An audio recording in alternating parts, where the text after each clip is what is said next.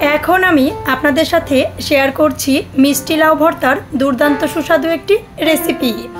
ঠিক একই রকমভাবে সুস্বাদু করে মিষ্টি লাউ ভর্তা করে নেওয়ার জন্যে কোনো প্রকার স্কিপ না করে ফুল ভিডিওটি আমার সাথে থেকেই দেখে নিন।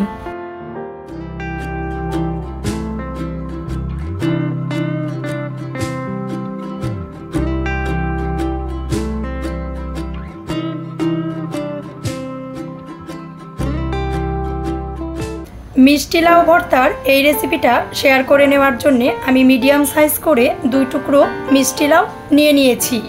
মিষ্টি লাউগুলো খুবই ভালো করে সিদ্ধ করে নিয়ে নিয়েছি।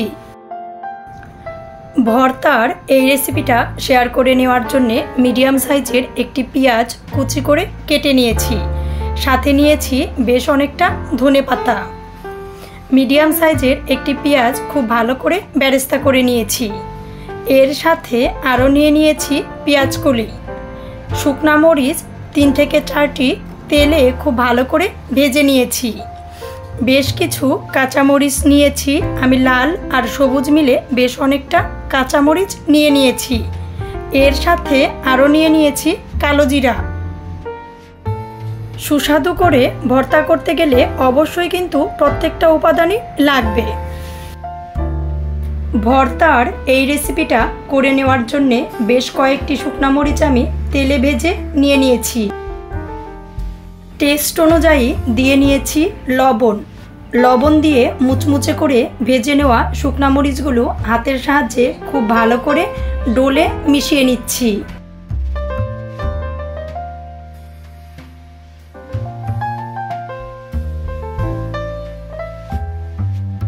বেশ ভালো করে থেতু করে নেওয়ার পর আমি দিয়ে নিয়েছি কাঁচামরিচ।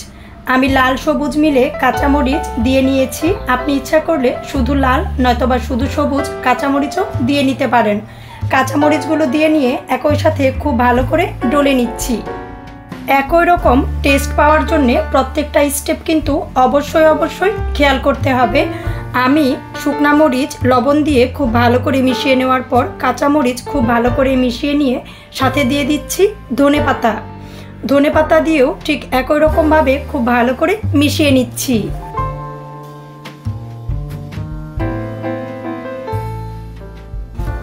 ভর্তার টেস্টটা আরও বেশি সুস্বাদু হওয়ার জন্যে দিয়ে দিচ্ছি অল্প পরিমাণে কালো জিরা দিয়ে নেওয়ার পরও আমি একই রকমভাবে সব কিছু খুব ভালো করে মিশিয়ে নিচ্ছি।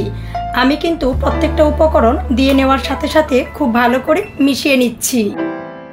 সমস্ত কিছু খুব ভালো করে মিশিয়ে নেওয়ার পর দিয়ে নিচ্ছি 2 চামচ সরিষার তেল দিয়েও সব কিছুর সাথে খুব ভালো করে মিশিয়ে নিচ্ছি। মিডিয়াম সাইজের একটি পেঁয়াজ কুচি করে কেটে রেখেছিলাম, এর সাথে দিয়ে হাতের সাহায্যে খুব ভালো করে মিশিয়ে নিচ্ছি।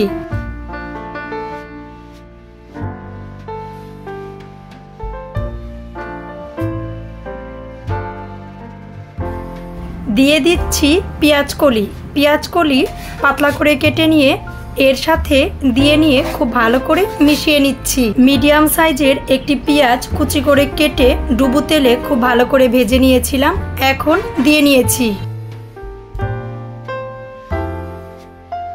সব কিছু খুব ভালো করে মিশিয়ে নেওয়া শেষ। আরও বেশ কিছুটা তেল সাথে দিয়ে হাতের সাহায্যে বেশ ভালো করে মাখিয়ে নিয়েছি।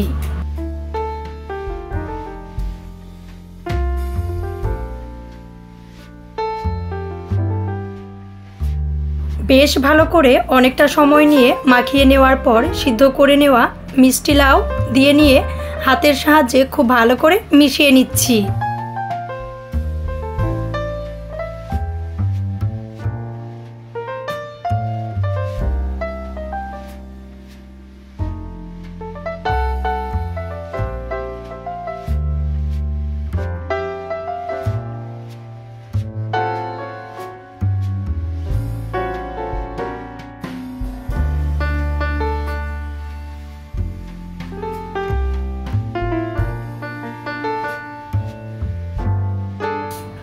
দুর্দান্ত সুস্বাদু মিষ্টি লাউ ভর্তার এই রেসিপিটি দেখে আপনাদের কেমন লেগেছে অবশ্যই কমেন্টস করে জানিয়ে দিবেন।